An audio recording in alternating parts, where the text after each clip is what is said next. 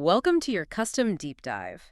Today we're looking at something a bit different than the usual, AI revolution talk. Right, because it's usually just about who is building the biggest generative model. Exactly. But today we are focusing on the infrastructure expanding quietly right behind all that. The systems required to secure those models. And we are pulling specifically from CrowdStrike's Q4 and full year fiscal 2026 earnings.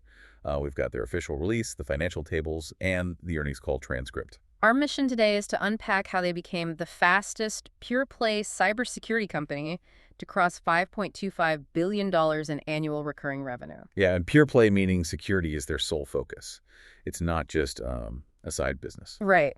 And when you look at the financials, there's this one metric that it really jumps out. In Q4, they brought in $331 million in net new ARR. Which is a massive 47% increase year over year. It is, yeah. And what is notable is how that top-line growth is translating to the bottom line. They achieve positive GAAP net income. Meaning they're turning a real accounting-verified profit. Exactly. They aren't just relying on adjusted metrics that ignore things like stock-based compensation. Plus, they generated $376 million in free cash flow just in Q4 alone. That is a 29% margin. Okay, but let me play devil's advocate for a second. It's easy to look at that $376 million and celebrate. But are they, just cutting R&D to get there? Is this sustainable profit? That is the exact right question to ask. The data points to this being highly sustainable. It's driven largely by operational efficiency, specifically their Falcon Flex model. Because right now, IT budgets are tight. Very tight. And managing 15 different security vendors is an absolute nightmare for companies. So Falcon Flex is sort of a financial relief valve. It's essentially an enterprise software buffet. Instead of a grueling 6-month procurement cycle every time they want a cloud security module, CIOs can just toggle it on. Yes, the market psychology heavily favors platform consolidation right now, and the numbers reflect that shift. Ending ARR from those Flex accounts reached $1.69 billion. Up over 120% year over year. Yep. And because customers have that flexibility, 50% of their subscription customers are now using 6 or more different modules. It creates this highly efficient sales cycle where the platform basically sells itself. And looking at why this consolidation is happening right now, the earnings call clearly points back to AI.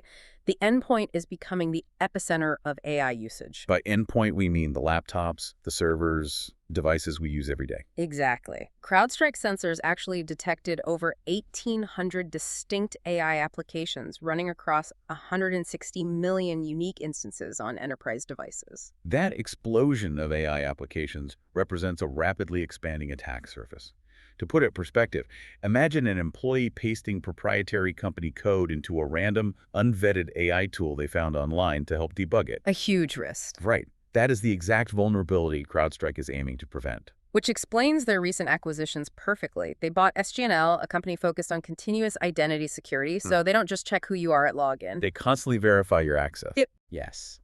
And they bought Seraphic, which handles browser runtime security to protect data right where the user interacts with the web prompt. When you pair those acquisitions with their new Falcon AI detection and response tool, they are actively building a perimeter around the entire AI ecosystem, from the data center all the way down to the user's prompt. They aren't just passively riding the AI wave, they are securing the mission-critical infrastructure it relies on. Which is why management confidently raised their financial guidance for fiscal year 2027. For you listening, understanding this gives you a unique lens on the tech landscape.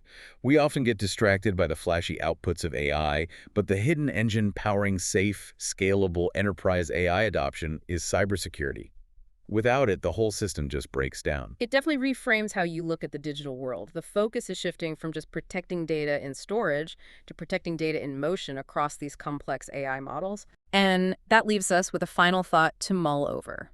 As AI agents become more advanced and begin operating autonomously on behalf of users, will the cybersecurity industry soon find itself spending more resources defending non-human AI identities than actual human beings? Something to really think about. Catch you next time.